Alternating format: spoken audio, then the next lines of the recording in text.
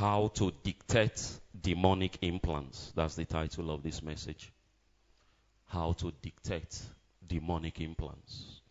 His words were softer than oil, yet they were drawn swords. You must understand, words have never been the true gauge of a man's true feelings or real feelings. Words have never been. What has been the source of the heartbreak of many women?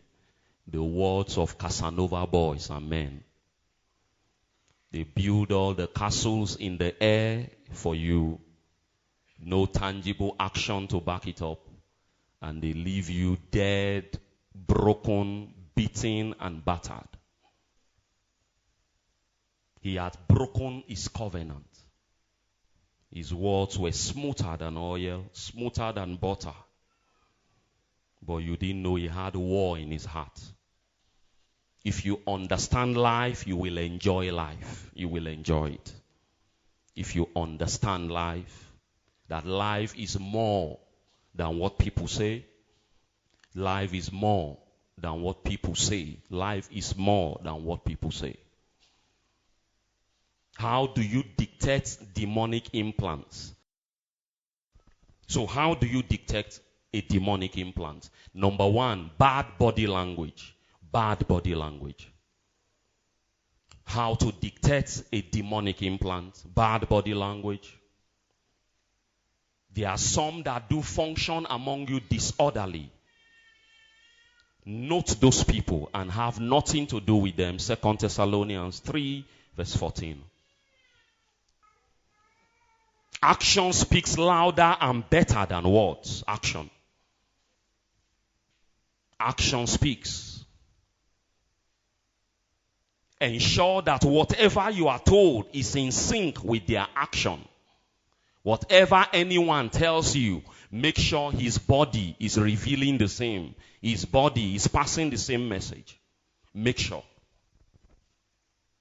Whatever anyone professes to you, make sure they are relating it also with their action.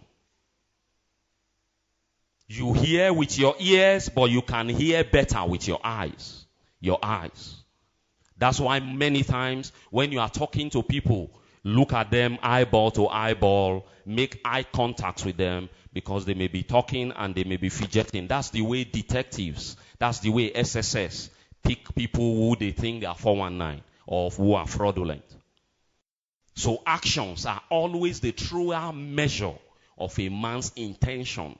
Actions, not words.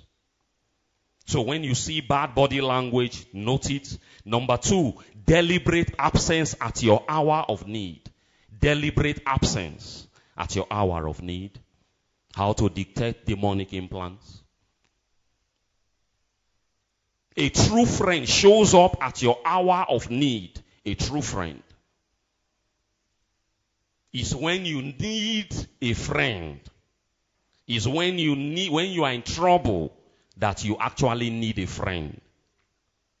Is when you are in need that a friend actually shows who he is, so to speak.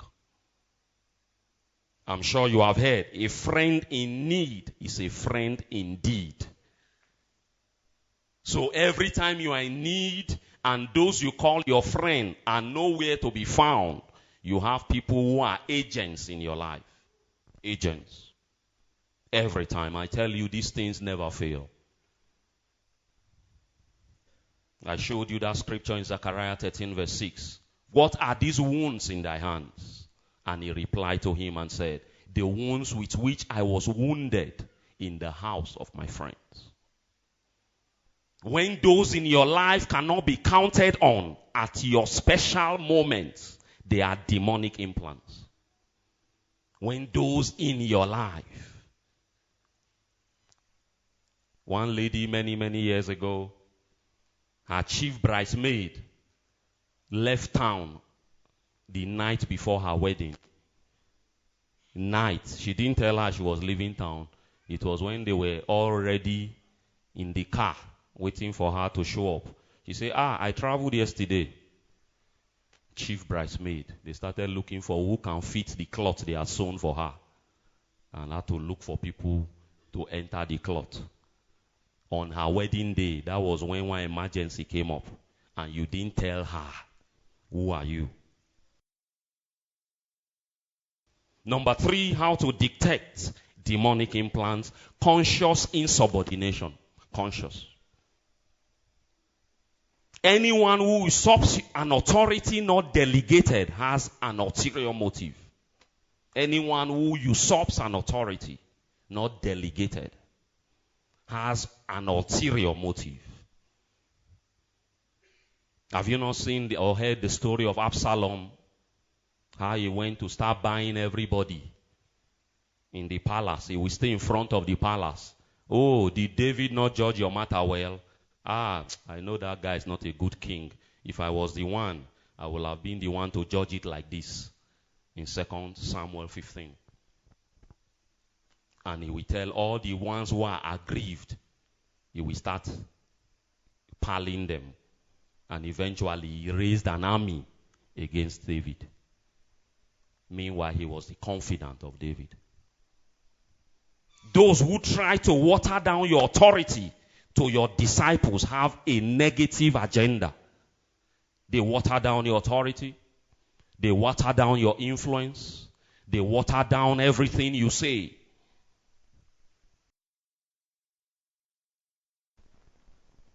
Conscious insubordination. How to neutralize them? How do you neutralize demonic implants when you find them in your life? Number 1, frontal confrontation. Number 1. Confront them to their face. That's what it means. Why? The biggest tool of darkness is secrecy. So if you beam the light, you disarm them. The biggest tool. That's why they call them kingdom of darkness. It's not kingdom that there's no NEPA or no light. No. Kingdom of secrecy. Don't be silent about any information that is false about you. Don't be silent. Frontal confrontation solves the problem of rumor mongering. When you confront people face to face, rumor dies. Rumor dies. They tell you your husband is cheating. Don't ask any person. Ask your husband. Don't go and ask any person. If he was cheating, you know you have caught him. If he's a smart criminal, he will stop. Confront anyone whose activities around you look suspicious. You lose nothing in doing so. Anyone. Even if you say, oh boy, now you thief my money, he say, no be me. No problem. Sorry, I say now you. We'll now move on. Don't be suspecting your belly. How do you neutralize them? Number 2, testing. By testing. Test every spirit, test every action, test every confession. Test every spirit. Anything somebody say, test it.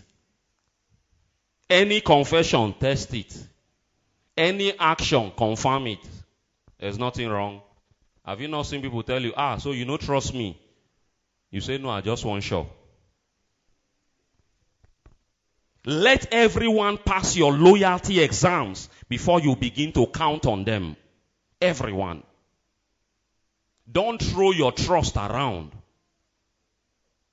Let everyone pass your exam. You set exam for them in your mind. Say, we keep this money around here. Let me see who will thief it. As you test, you know your money have been missing since. As you drop them, you know it's the only person that enter wrong. Go check. As he miss, you say, okay, this is the thief in this house. Okay. There's nothing lost in testing people's motives. Rather, clarity is gained. Number 3, to neutralize them, take charge. Take charge. Take charge. No one can better you when it comes to running your life. No one. No one can run your life better than yourself. No one. Take charge of your life. No matter what you commit to others, have the final say in your affairs. Have the final say. Have manager, have GM, have any person. Make sure they pass all the decisions through you, especially when they are sensitive. Determine the boundaries for anyone in your life. Anyone. Determine the boundaries. There are people who come to your house, they must not pass parlor. They are thirsty. Let them sit down until you go and bring cup from kitchen. If not, they will peep and count the meat in your soup and go and tell everyone. Say only 2 fish and 1 pomo. 9 days the fish too, they can't. So if you see as the soup very watery, Mona, they pray for that guy. You'll be spreading it. Let them not near your wardrobe. They will count your belt. Say he has 1 belt, like suicide rope. They will describe it. There are people that come, see them outside the gate. Say, wait, you there outside? Just stay there. They come. May I wear clothes? I'll come outside. Because his eye is demonic camera. He has snapped everything in your parlor. So if you see the chair now, Joe, good chair. You'll be telling them in the village. See their TV. Now so my eye, they pay me as they watch them. Meanwhile, I didn't tell you in your face. So his village, you hear the report. If you see his wife, he can chop. Say now so when he chop, I fear. I say, Jesus. Even when they serve me, I be one reject them. They say, but you finish them. He say, yes, I finish them. You finish them, but you go, they report you for village. See, if you see as they heap my plate, say, more they pray for our brother, that woman go wreck them all. Everybody, big meat. They give me 3. And he finished the 3. But he went to report. Take charge of your life. Take charge. It is spiritual self-defense to take down anyone trying to take you down. Spiritual self-defense. They that dig and hedge about you shall fall into the pit they have dug. Ecclesiastes 10 verse 8. He didn't tell you how they will fall. You can be the one to push them. But the Bible says they shall fall. So you can help God push them in. If you can push your enemies into the hole they dug for you, you know they dug it for you, push them inside. He said they shall fall into the pit that they dug. He didn't say how they will fall. So if you assist God, God will be happy and reward you. You must understand, finally, your victories will never be bigger than your spiritual life. If your spiritual life is shallow, your victories will be shallow. There are things that you know about your enemies. Take it to God in prayers and they will be wounded. If God shows you your enemy and they are still relaxed, chopping life, then you don't know what you are doing. Why did God reveal them to you? I'm talking of if they are really your enemy. The weapon of dangerous prayers. Sometimes Jesus went and prayed and he began to sweat like he was bleeding. What was he praying about? There were times he prayed and prayed and prayed and refused to eat or sleep. What was he praying about? The weapon of dangerous prayer is what you use to ridicule people who are planted in your life to ridicule you. That's the weapon you use. I pray for someone this evening. Whatever has been planted to stop you, you will be the one to stop them.